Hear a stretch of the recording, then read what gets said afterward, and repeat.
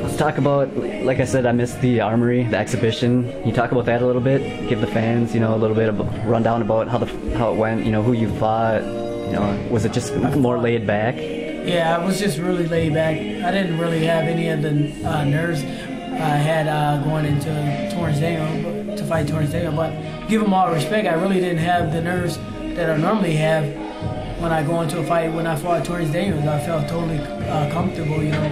I think I knew some of his tactics. He actually put his stuff, a little bit of his stuff on YouTube, and I actually knew.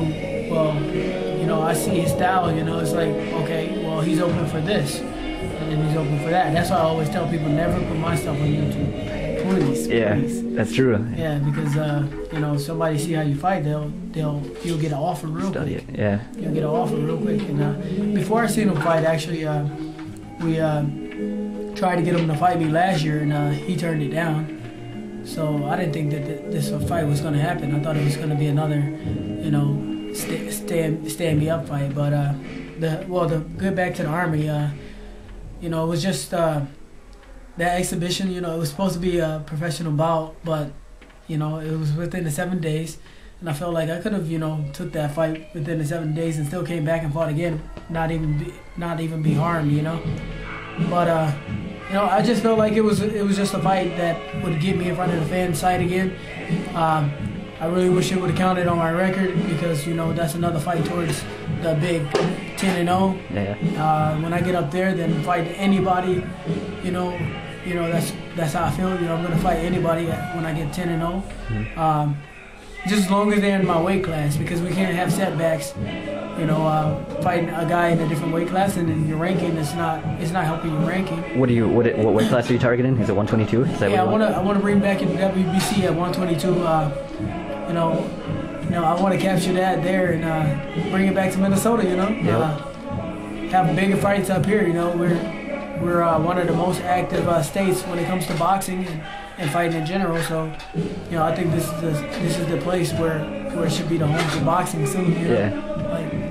So I mean, like you say, it didn't count on your record, but you got to fight in front of your fans and all that. And then I know basically you had a long layoff, couldn't fight in fights. And now fighting back to back to back. Now you got another one. But let's talk about the Torrance Daniels. I know you said that he turned down a fight with you originally, like last year. Yeah, he turned down a fight with me, and then he fought Hassan. He knocked out Hassan. Hassan Waswa. Yeah, I think.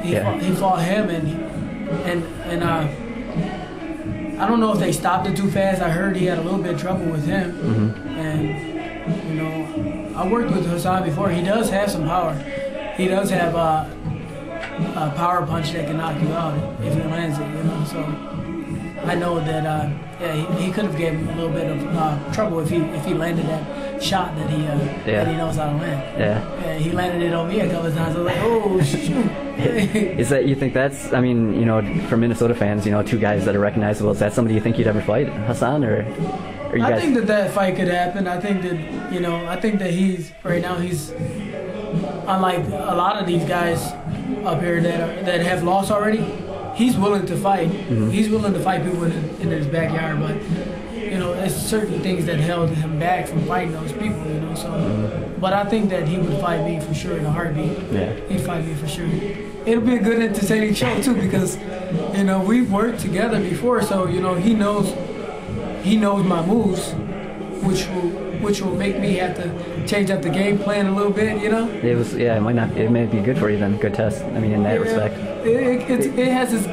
It's all good for fans. I tell you that it'd be good for fans to watch, because he has a lot of heart. He doesn't just go down off of anything. Yeah. It has to be something, and he has a lot of heart. Mm-hmm. He comes in shape too. So. Well, all right. Got to get back to the Daniels fight now. Yeah. So, I guess you got in there with him. I know he's basically, you got to show up your best, or else he could surprise you. So I mean, you showed up your best. You got the crowd going. I mean, talk about. I gotta call you on that one. That wasn't my best. I felt like I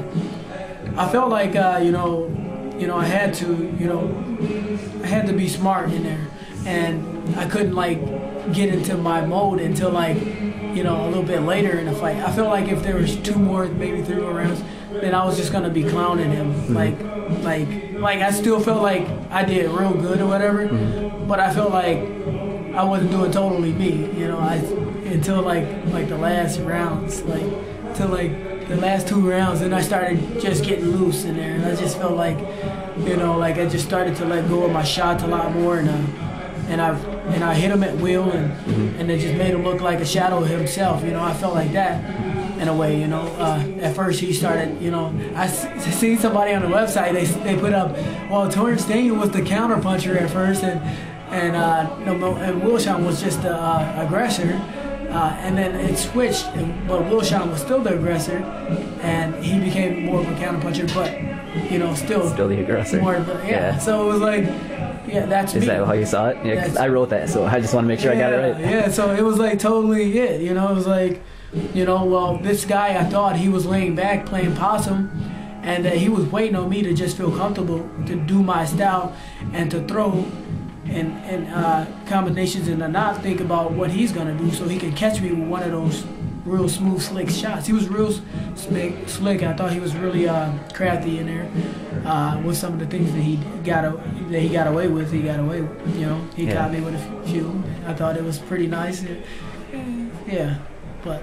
So you said, I mean, you mentioned that we didn't see you at your best. Is that more we saw glimpses of you at your best? You just, because in the beginning you were fighting a certain style that wasn't exactly yours. Is that why you say that? Yeah, I was not fighting totally my style in that. In the beginning, I was fighting in a style that was effective for the moment. You know, because I knew that I had to give him a certain amount of respect, but then I had to take amount of respect. So it was kind of a balanced attack that I was doing.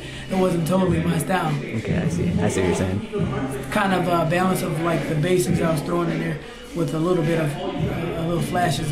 But I'm pretty sure that by me watching this tape, I'm gonna go back. The rust too, you know. I'm gonna go back to square and draw up a, you know, map and just, you know, the spots that I was picking my shot, I could have done a little bit more. I see it. And I feel that, you know. So there's going to be a lot more entertainment in the next fight.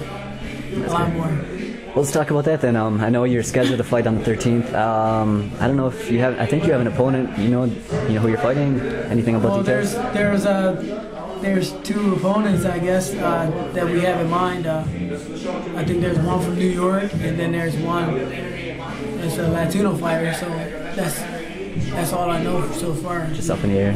There's 2 opponents. I mean, you know, we're gonna take these guys out as we're climbing up the ladder. So it's definitely gonna be entertainment, no matter what. You're not gonna see a dull fight for me. You're gonna, if the guy's nothing, you're still gonna see a good fight. You know, it's not gonna be where, you know, it's a boring fight. Never. But with me, I'm always give you something. I'll probably, even if I have to, I'll drop down to his level just to make it interesting, you know. Take a couple shots on the gloves just to make it fun. It's always fun in there, you know. It's a gift, you know, to be in there having fun. It's a pleasure for me to entertain the fans, you know. When I hear if there's a dull moment, I'll jump on him. I'll jump on him. You know, I'll take some risk, you know, just to get some cheers and everything. I love it. I love it. I get a rush off this, you know. I get a rush off of it.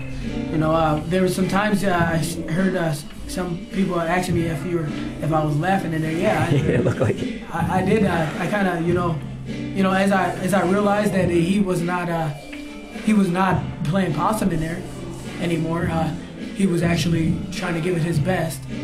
I said to myself, like, are you serious, you know? Like, are you really serious? And then I looked back at his corner and I seen Roger Mayweather. He was upset. He had a frown on his face, and then I started laughing. Because like it was like I couldn't hold it back anymore. I could not hold it back. So it was kind of like you could tell, like he could tell what you were thinking, and then you could right away tell what he was thinking. You know what I mean? I knew that he had no answer for me after that. I knew that, and then I just started doing me. Yeah.